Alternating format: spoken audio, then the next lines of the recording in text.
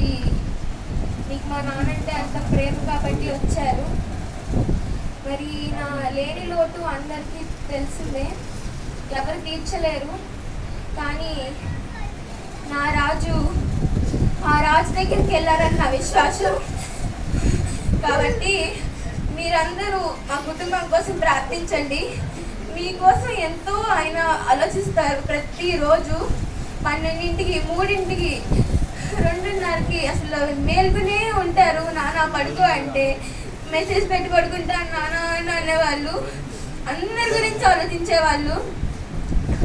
కాబట్టి మా కుటుంబాన్ని మీ ప్రార్థనలో రిమెంబర్ చేసుకోండి. Thank you.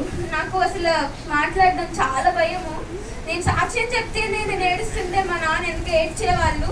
ఇప్పుడు కూడా మా నాన్నే నాకు ధైర్యం, ముందు కూడా నా నాన్నే నాకు ధైర్యం.